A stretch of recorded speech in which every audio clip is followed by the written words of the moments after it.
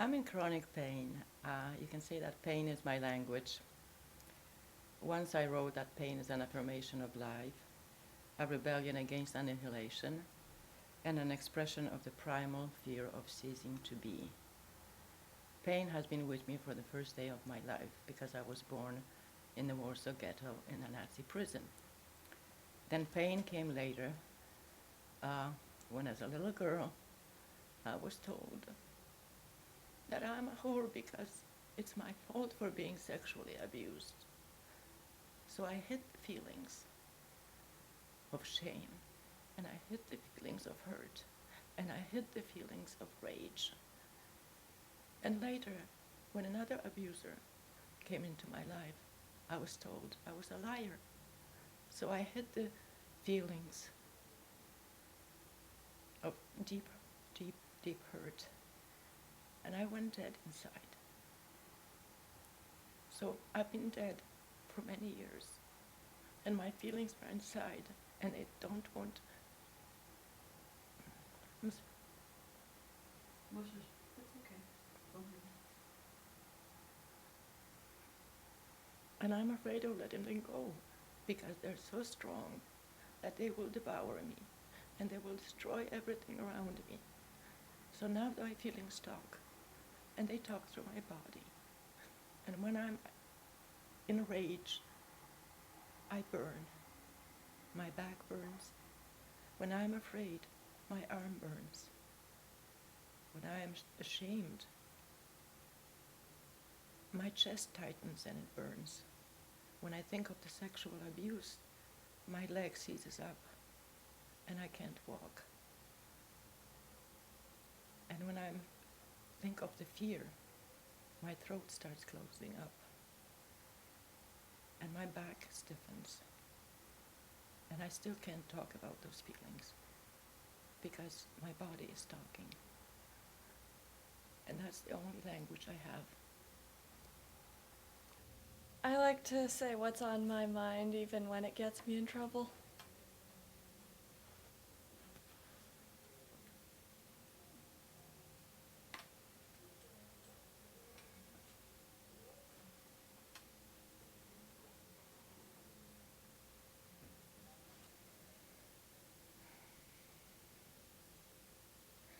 There have been times in my life when I had to be silent with the people that I loved the most.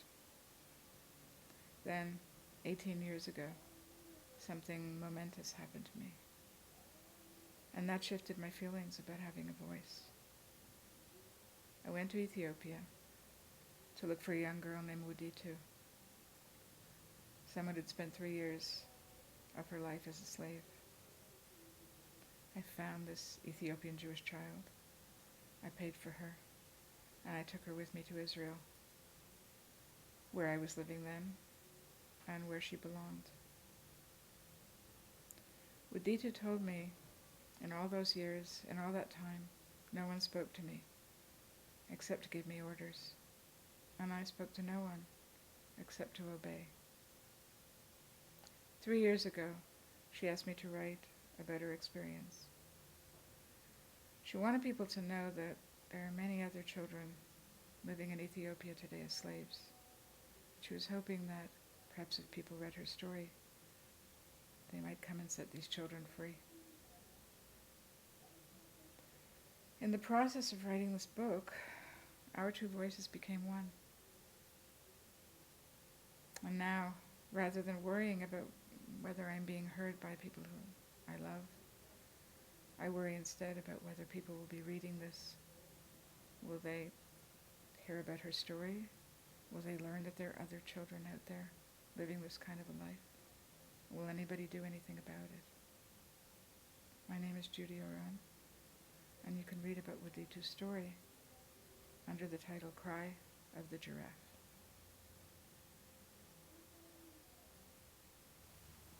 Glasses have always been the enemy. But, of course, when I was 8 years old and I got my first pair of glasses, it was very exciting.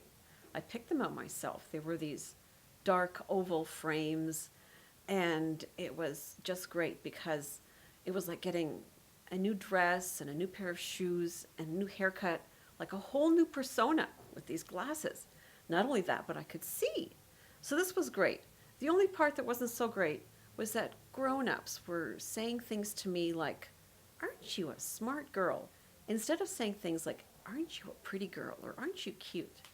So this was not cool, because when you're 8 years old, you want to be told you're pretty and cute. Anyways, I got a little disillusioned, and this didn't get any better. When I was 12 years old, we went to see the movie Funny Girl with Barbara Streisand. And I didn't want to look pretty anymore. I wanted to look like Barbara Streisand. So this was a problem because, of course, we don't look anything at all alike. I mean, it's not just the nose, but it's the shape of the face and the mouth and the eyes. And the glasses, well, you know, once again, the glasses were getting in the way. I could do the eyeliner, I could do the hair, I could project the attitude, but the glasses, damn. Anyways, as I got older, I got contact lenses, and this turned into a sort of a love-hate relationship, because sometimes they would like me, sometimes they would not like me, so I would go back and forth. Sometimes I would wear glasses, sometimes I would wear contact lenses, and the only problem was I still just always looked like me. Then, in the summer when I was 32, my parents split up. And in the fallout from the split, I read this document, and in the document, my mother said that she was born into the Jewish faith. This is something that she had forgotten to mention, and it maybe could have something to do with the fact that she was a Holocaust survivor and she had issues with her Jewish heritage. Elie Wiesel once said that silence encourages the tormentor, not the tormented. My mother, as I started talking to her about her experiences, clearly had gone through a very traumatic time, and that was why she didn't want to talk about anything that she had gone through. Well, I guess you could say that knowing that my mother is a Jew, that means I am a Jew, and I am not going to be quiet about it. In fact, I'm not going to shut up about it. And, you know, it's sort of my obligation, because there were so many people that cannot talk about being Jewish, let alone be proud of being Jewish, that I am going to be one noisy Jew. And as for the glasses, you know, these ones, I kind of like them. And it's not because I've seen Barbara Streisand at this point wearing glasses every now and then. It's just because, you know, now we have something a lot more meaningful in common. I was sitting down with a group of people who were having a meeting, and someone disagreed with me. And even though there were a couple other people at the meeting who understood the situation and knew what happened, didn't voice support of me. They supported him, despite what the truth was. And I was essentially shut down. Zero support. It was humiliating, and I didn't know what to do to resolve it. And I was surprised I was caught in a situation like that, because I grew up in a very conservative environment, a religious father, and I had a lot of issues a lot of landmines to negotiate around, but I managed to do it and retain his respect. I've got a healthy relationship with him today. But that was a surprise that despite my upbringing in my 30s, I got shut down ruthlessly, and I've never felt that vulnerable before.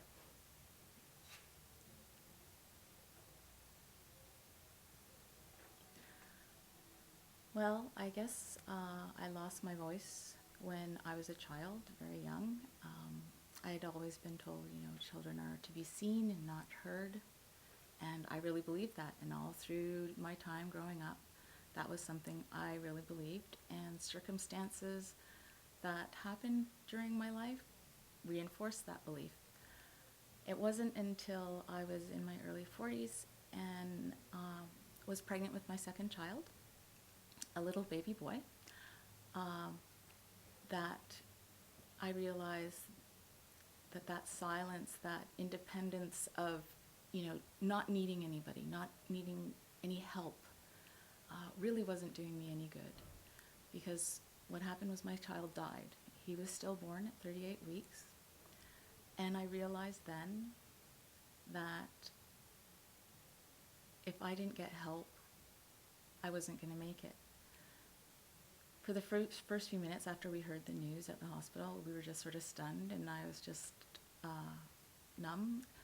But luckily, I was surrounded by a group of women, my midwife's assistant, my doula, the nurses, the obstetrician, and my husband, who isn't a female, but he was very supportive. All these people were there just to help me deal with giving birth to my son, who we all knew would be stillborn, and we all knew that I wasn't going to get that prize at the end of labor. And they were all there for me and created this really, really strong energy for me that I've not really ever felt before. And it was the most comforting and comfortable thing I'd ever felt. After my son was born, I realized I was going to need a lot more help, because grieving the loss of a child is really, really difficult, especially a child that no one knows. And my husband was having problems. I was having problems with it, as well as my daughter, who was 8 at the time. So one night I realized I have to do something. I can't do this on my own. I can't try and just swallow it and keep going. I wasn't that strong. And so I called a friend at 1:30 in the morning, which is something I never ever do, because I just always figured, they'll be like, oh, I'm too tired, call back later. But surprisingly, she was there and immediately drove the hour and a half back to Toronto, even though it was like snowing.